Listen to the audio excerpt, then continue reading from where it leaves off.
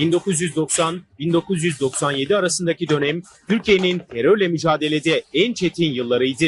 Faili meçhullerin haddi hesabı yoktu. Ancak bu meçhul faillerin bir kısmının aslında oraya güvenlik sağlasın diye gönderilen devlet görevlileri olduğu ortaya çıkmaya başladı. Gönüllü kim varsa öldürsün dediler. Bu karanlık olaylardan biri de 1994-95 yılları arasında Hakkari'nin Şemdinli ilçesinde Derecik mezrasında yaşandı.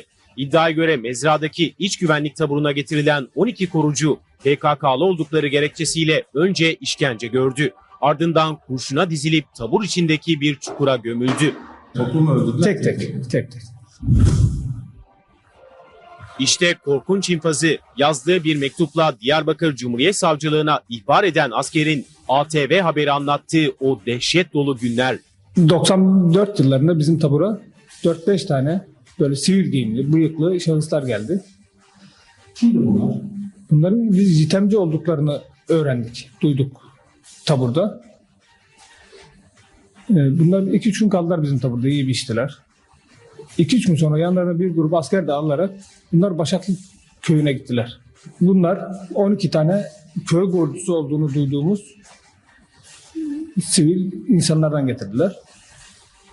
Bunların bir tanesini gelir gelmez bizim bir yaklaşık 70-80 metrekare genişliğinde bir cephaneli çukurumuz vardı. Orada bunu tabur komutanı öldürdü. Tabancayla mı tüfekle mi? Tabancayla. Korucu. Kaç tane? Kafasına mı sıktı, vücuduna mı sıktı? Vücuduna sıktı. Kaç tane verdi hatırlıyor musun? 2 mermi olarak hatırlıyorum. Adam orada 2 gün ölü bir şekilde kaldı. Yaralıydı yani. Yok, ölüydü. Eski askerin iddiasına göre tabura girer girmez öldürülen korucu aslında şanslıydı. Geride kalan 11 kişiyi taburundaki askerler verilerek işkence yapıldı. Nerede yapılıyordu işkence? En kısa kırılmak zerre kadar en ufak kemikleri dahi kalmadı. Parmak kemiklerinden tutun, burun kemiği neresini istiyorsan kırıldı yani. Peki hiç demiyor muydu? Islatıp dövüldü yani. Peki hiç demiyor muydu? Yani biz de insanız, bunlar da insan. Biz de insanız da yalnız bize bunlar PKK'lı denildi. Siz onları döverken bir şey sormuyor mu? Biz dillerinden anlamıyoruz. Türkçe konuşmuyorlardı. Sadece bir kelimelerini Kürtçe bilen bir arkadaşım söyledi. Babamı bırakın demiş. Kaç gün sürdü bu işkence? Yaklaşık 5-6 gün sürdü. Koruculara bir lokma ekmek dahi verilmez, su ise boldur. Çünkü o da işkence aracıdır. Bunlara yemek, su falan veriliyor mu? Verilmiyordu. Su bol veriliyordu çünkü hortumu ıslatıp dövülüyordu yani. Yemek falan verilmiyor mu? Yok. Peki taburun doktoru müdahale etmiyor mu? Yok kesinlikle. Asker koruculara her türlü işkencenin uygulandığını ve bir gece yan yana kurşuna dizildiklerini iddia ediyor. Sizin nöbet noktanıza yakın mıydı infaz yeri? Yaklaşık bir 50-60 metre vardı. Yani görülüyor. Görülüyordu. Asker mi infaz etti, jitemciler? Şimdi ortak. Gönüllü kim varsa öldürmek isteyen öldürsün dediler. Tekrar eder misin? Gönüllü kim varsa öldürsün dediler. Bunların 11'inde öldürülüp hepsi aynı çukura gömüldü. Mesela postalar, taburun önde gelen askerler, gözde askerleri. Mesela sürekli operasyona gidenler veya en yakın arkadaşı ölen, köylüsü ölen, yani şehit olan askerlerin yakın arkadaşlar. Peki Veya subaylar. toplu mu öldürdünüz tek? Tek. Birer ikişer kurşun sıkıp çukura. Arkalarında çukur vardı zaten. Taburun neresindeydi? Taburun hemen sol tarafında bir havuz vardı. Havuzu biz sonradan cephaneliğe çevirdik. Havuzdan sonra küçük bir tepe. Küçük bir tepe yani bir tatlı bir tepe. Tepenin hemen yan tarafı. Yaklaşık tabura 30-40 metre uzak. Onlar öldükten sonra yaklaşık o koku 15-20 gün gitmedi orada. Cesetlerin gömüldüğünü iddia ettiği yerin krokisini böyle çizen asker, korucular öldürüldükten sonra sıranın köylerine geldiğini söylüyor. Bu köy bunlar öldükten birkaç gün sonra gidilip yakıldı. Tabur mu yaptı, jandarma mı? Taburdan giden askerler yaptı. Eski asker o gün yaşananları hiç sorgulamadıklarını da söylüyor. 11 tane Türk vatandaşı Evet. öldürülüyor veya işkence ediliyor. Ne düşünüyordunuz? Yani siz de Türk vatandaşısınız. Cebinizde aynı kimlik var. Türkiye Cumhuriyeti kimliği taşıyorsunuz. O dönemde ne düşünüyordunuz? Şimdi tamam farklı düşünüyorsunuz. O dönem ne düşünüyordunuz? O dönemde zaten her şeyden önce bir gençsin, toysun. 20-21 yaşlarında. ölen arkadaşlarımız aklımıza geldikçe şunu söyleyeyim, onların daha çok işkence çekerek görmesini istiyorduk biz. Peki 15 yıl sır olarak sakladığı korkunç infazı neden şimdi anlatıyor? Son bir senedir bunların bu zitem olayı ben duyalı televizyonlardan, haberlerden. Hakikaten ben üzülüyorum. Emrullah Öztürk, Hayrullah Öztürk'ün kardeşiyim. Bilindiği üzere 24 Temmuz 1984 tarihinde ortakların Ormancık Mezrası'nın Havuşt yaylasında sözde duyduğumuz kadarıyla çıkan bir silahlı çatışma sonucunda güya PKK'lerine askerler arasında bir çatışma yaşanmış. Çatışma esnasında askeriye köye operasyon düzenleniyor. Operasyon sırasında Derecik Tabur Komutanlığı'yla Ortaklar Karakolu'ndaki askerlerle birlikte Ormancı Köyü'ne operasyon düzenleniyor. Bu operasyon sonucunda köyleri komple bir tarlaya, yani köyün ortak alanına, boşluğa toplayıp kadınları, çocukları ayrı, erkekleri ayrı bir yere topluyorlardı. Elinden geldikleri işkenceyi kadına, hatta kadının birisi hamile olduğu halde işkence yapılarak çocuğu düşürülmüş hale getiriyor. O esnada evleri dahi yakmaya başladılar. Bütün köylerin kimliklerini ellerinden alınarak sınır dışı ediliyor. Gidin, siz bizim vatandaşımız değilsiniz, sınır dışı ediyorlar. Irak tarafına doğru yola çıkıyorlar bunlar.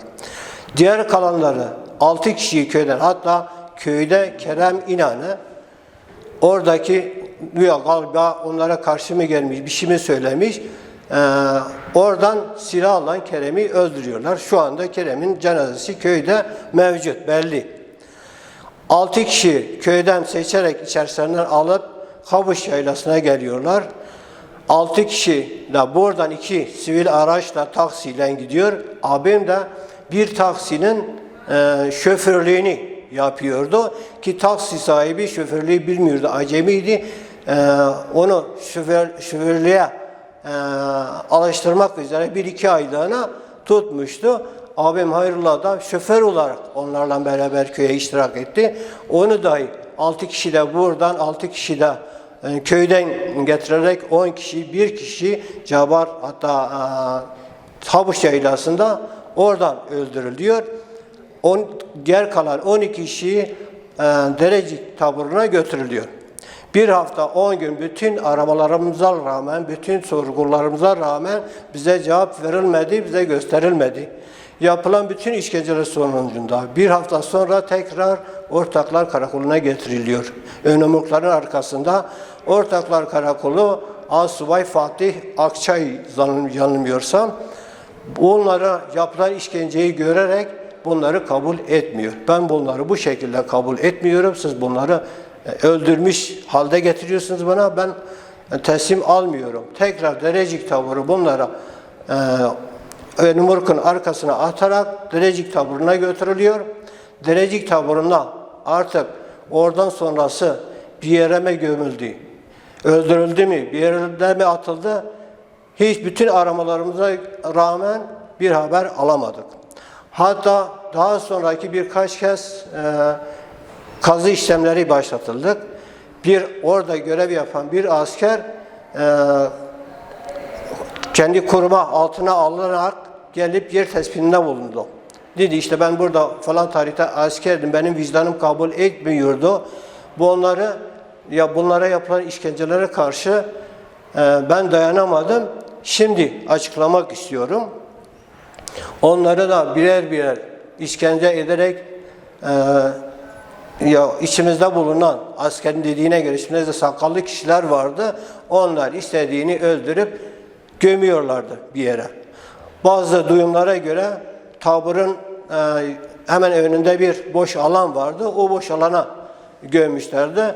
Bizim kazı çalışmaları başlattığımız anda o alana gittiğimizde o tarif edilen yer üzerine bina yapılmış.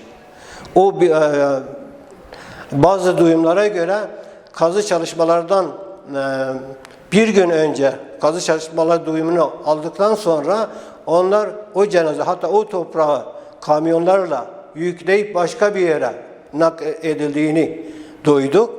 O günden bugüne hiçbirinden haber alamadık. Yargıya intikal edildi. Aradan birkaç yıl geçmesine rağmen Şemdinli Asliye Meclisi midir artık her neyse bir meclis kuruluyor. O meclis tarafından güya işte bunlardan haber alınamadı. Dosyayı kapatmaya çalıştılar. Dosyayı kapatmadan hemen hemen yaklaşık birkaç ay önce dosyayı AİHM'e ulaştırdık. AİHM'de de bu dosya Türkiye'yi mahcup duruma düşürdü. Tazminat ödemeye mahkum edildi. Bunlar işte yargılaması doğru temelde yapılmadığına dair yargılamalar, yeniden yargılaması gibisinde bir onay çıktı Yargıtay'da.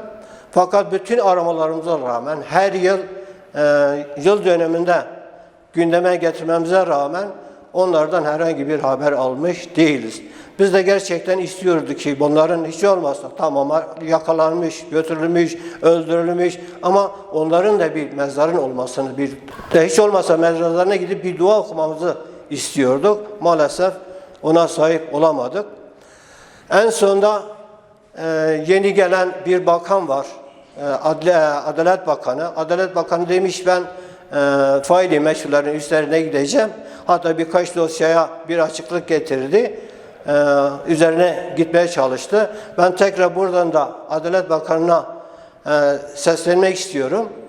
Bizim faili meçhul değil. Gerçekten bizim akrabalarımızın başta abim Hayrullah Öztürk ve Naci Şengül olmak üzere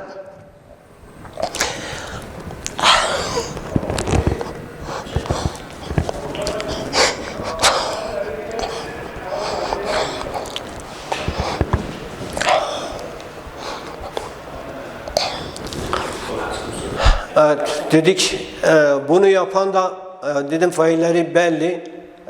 Derecik Tabur Komutanı Ali Çamur denilen şahıs, Ortaklar Karakol Komutanı Fatih Akçay, bunlar ikisi tarafından ne yapıldıysa onların haberleri doğrultusunda yapılmıştır. Onların da sorgulamasını istiyoruz, onların da yargılamalarını istiyoruz. Bu doğrultuda tekrar da Adalet Bakanı bu dosyanın üzerine gitmesinden istiyoruz doğrusu. Biz de günahız. Hele son süreçte bir süreç başlatılmış.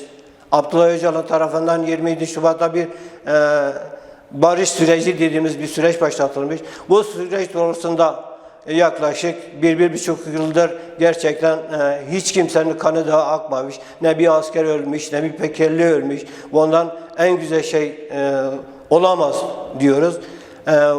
Bu doğrultuda da bu barış sürecine de bir çözüm getirmesini, başka kişinin biz yandık, başka kişiler yanmasın. Bu doğrultuda bütün sorunlara çözüm getirilmesini istiyoruz ve talep ediyoruz. Abim Hayrullah evli fakat resmi nikah olmadığından 3 çocuk sahibiydi. Aileydi, bizden de aileydi. Şu anda yalnız çocukları bizde. Eşi ayrılmış tekrar babasının evinde. Doğrusu sormadığımız yer kalmadı. Davanın üzerine gitmediğimiz durumlar yer kalmadı. Ama hiçbir türlü bir cevap alamadık. Gerçekten çok zor bir durum, çok zor bir anı. Kimsenin aynı şeyi yaşamasını istemiyoruz. Ben Hacı Şengül, Naci Şengül'ün oğluyum. Ortaklar Köyü'nde 1994 yılında 13 kişiyle birlikte gözaltına alındıktan sonra akıbeti belli olmayan, şu anda da hala nerede olduklarını bilmiyoruz. O zaman 94 yılında köyümüze baskın yapan askerler tarafından alıkonuldu. Bir daha biz akıbetini bilmiyoruz, yani onların ne olduğunu, neler yaşandığını. Daha önce bunu dile getirdiler zaten askerler. Bir asker itiraf etti. Biz olayı nasıl yaptık, nasıl gelişti, bunları işte 3-4 gün işkence ettik, 3-4 gün sonra götürüp bir çukura kafalarına sıktık diye gündeme getirdiler.